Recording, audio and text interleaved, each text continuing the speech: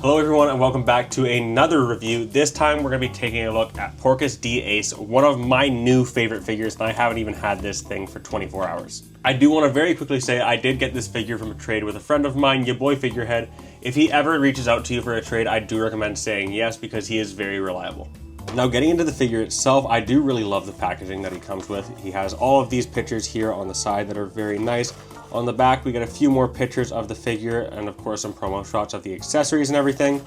On the side here, it says Porcus D Ace and another promo image right there. And then on the top, we got the signature straw hat that is on every single One Piece figure from SH Figuarts. Now getting the figure out of the box, I do have to say this figure comes with quite a lot of accessories. I think this is some of the most accessories I've seen with one of my figures actually. He comes with two trays. Let's get over it with the first one and very quickly go over this.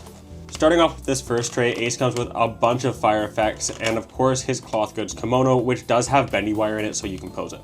Now moving on to this second tray here, he has quite a lot. He has 4 extra face plates as you can see up here. He comes with 1 splayed out hand with fire on his tips, 2 gun hands with fire, and of course pointing hands with fire as well as some sprawled out hands.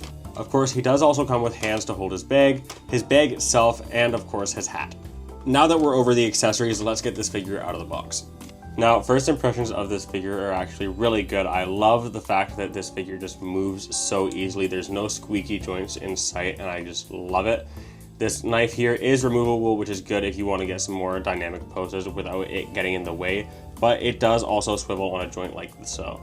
Now before we get too far into this figure, let's very quickly take a look at his articulation. Starting off at the head, it does move quite nice, but I will say his hair does tend to get in the way of him looking up too much. It goes down quite a bit, which is very nice, and it does have a double diaphragm joint, which is quite nice for the ab crunch, and it does get a good bit of range. Same going back. I think it even gets more range going back, as you can see. The arms go up about this much with the help of his little butterfly joints there.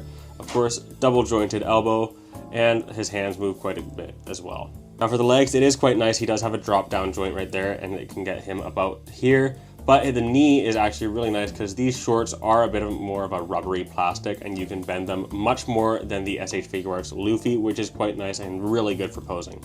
Of course, his boots do come with a boot joint. His feet go down this much, up quite a bit, and then of course he does have a toe joint. Now, when posing this figure, I do think it actually feels quite nice, and I love every second of posing this figure. Being able to get all of those iconic scenes from the anime and just everything about it is absolutely incredible. If you're a One Piece fan, I 100% recommend you go and pick this figure up. Now for a quick size comparison, here he is next to SH Figuarts Luffy, and he is a bit taller than Luffy, which is quite nice because he is the older brother, and it's nice to have that height difference for sure. But continuing on with these size comparisons, of course, Luffy, Mafex Hush Superman, SH Figuarts Todoroki, SH Figuarts Ultra Instinct Goku, and last but not least, Marvel Legends Game Reverse Venom.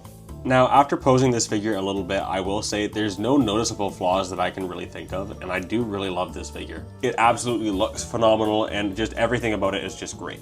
Now, there's some details on here that I honestly wouldn't expect on a 1/12 figure.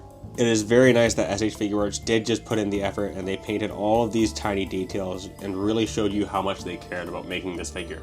This is my second figure from the SH Figuarts One Piece line, and it honestly did make my ideology of this line much better because compared to this SH Figuarts Luffy, this one hits it out of the ballpark for sure. One thing I do love about this figure is the fact that the joints don't stick out on the figure and they don't make it look unnatural. They keep it hidden while also allowing the figure to have a lot of range.